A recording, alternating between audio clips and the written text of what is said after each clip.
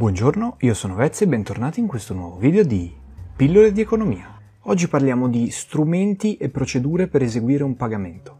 Nel video che vi lascio nella scheda qui in alto a destra ho parlato di restrizioni sui pagamenti in contanti.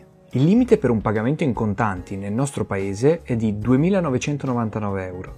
Questo significa che se voglio acquistare un televisore da 3.500 euro non potrò farlo in contanti.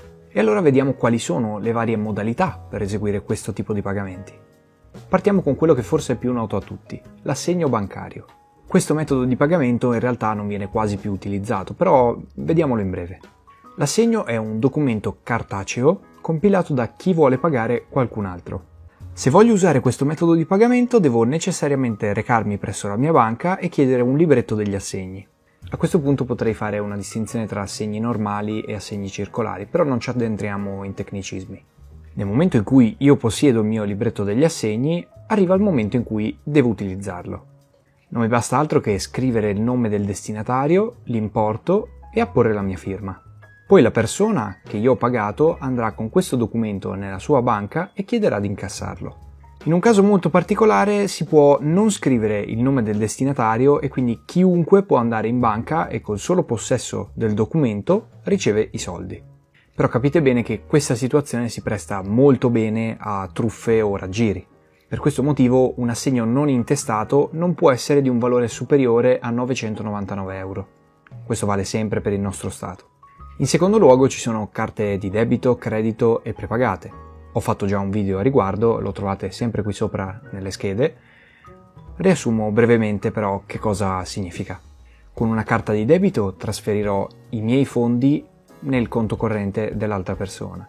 Nel caso delle carte prepagate invece io ho già pagato, quindi ho un credito verso la società che emette quella specifica carta. Nel momento in cui voglio fare un acquisto, il mio credito passa all'altra persona semplicemente.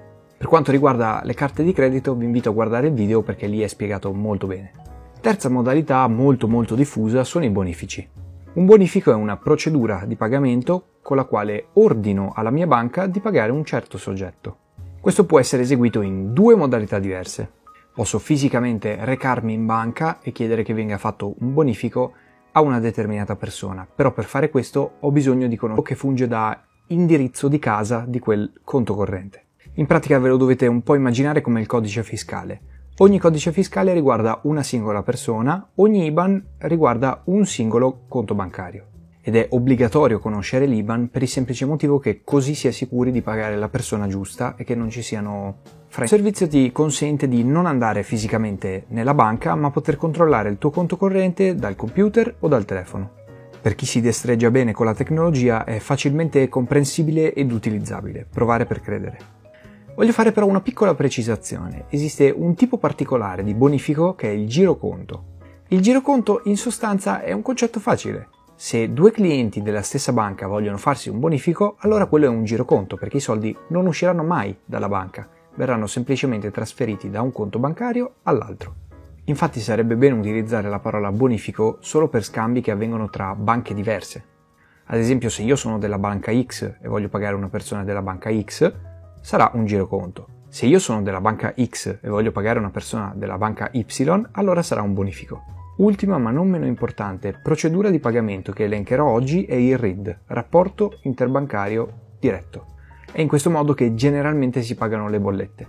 Il funzionamento è molto semplice in realtà. Io autorizzo la mia banca a fare dei pagamenti periodici verso una specifica società.